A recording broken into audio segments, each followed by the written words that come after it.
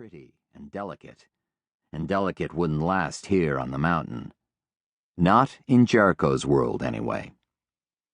He'd hear her out, apologize about the job confusion, then send her on her way. It would be best for everyone, especially her. She didn't belong here. He could tell that much just by looking at her. It only took seconds for these thoughts and more to rush through his quickly overheating mind. "Pretty thing," Sam mused. Jericho didn't want to notice, but damned if he could seem to help it. The woman took maybe 4 uneven strides in those stupid heels before she tripped on a sprinkler head and went sprawling, sending her purse flying. Damn it. Jericho started for her. But in the next instant, a tiny, furry creature jolted out of her purse and charged him with all the enthusiasm of a rabid pit bull. The grass was high enough that all Jericho could see of the miniature dog was its reddish-brown ears flapping in the wind. Yips and barks in a pitch high enough to peel paint shot through Jericho's head as the improbably small dog, teeth bared, did its best to intimidate. It wasn't much.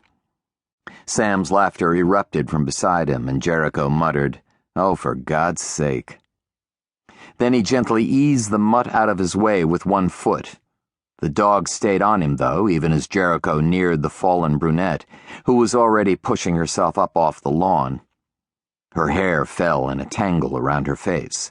There were grass stains on the front of her shirt and disgust written on her face. "Are you okay?" he asked, bending down to help her up. "Fine," she murmured, taking his hand and staggering to her feet. "Nothing like a little humiliation to bring color to a woman's cheeks." Bending down again, she scooped up the little yapper. "Oh, Nicky, honey, you're such a brave little peanut. What a good girl, protecting Mommy." "Yeah, she's a real killer." Mommy now flashed him a look no friendlier than the one her tiny dog was shooting him. "She's very loyal. I appreciate loyalty." "Me too," he said, staring down into brown eyes that shone like fine whiskey held up to a light. "But if you're looking for protection, you might want to upgrade to a real dog." "Nicky is a real dog," she told him, and cuddled the little creature close. "Now, I realize I haven't made the best impression in the world, but I'm here to see you." "Do I know you?" "Not yet," she told him. "But I know you're Jericho King, right?" "I am," he said flatly, and watched as her gaze slid back to his. "Nothing like making a fabulous first impression," she whispered more to herself than to him. A moment later, she lifted her chin and said, "I'm Daisy Saxon. We haven't spoken, but you wrote to me a year ago after your brother died," he finished for her, remembering that moment when Brant Saxon had died following a dangerous mission into hostile territory. Jericho had seen men die before, too many over the years he'd served in the Corps, but Brant had been different, young, idealistic, and dead way before his time. The kid's death had hit Jericho hard, precipitating his retirement and leading him here, to this mountain. The fact that he blamed himself for Brant's death only added to the misery he felt now facing the man's sister.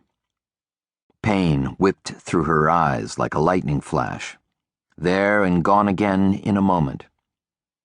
Yes. In an instant, Jericho saw Brant Saxon, remembered the fear on his face that had faded into resignation, acceptance as he lay dying. And Jericho remembered the kid wresting a promise from him, a promise to look after Brant's sister if she ever asked for help. Well, he'd done his best to keep the promise, hadn't he?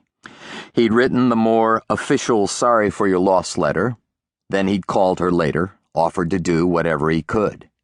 But she'd turned him down, politely, completely. She had thanked him for his call, told him she would be fine, then she'd hung up, ending, as far as Jericho was concerned, any responsibility he'd had to her. Until now. So why in the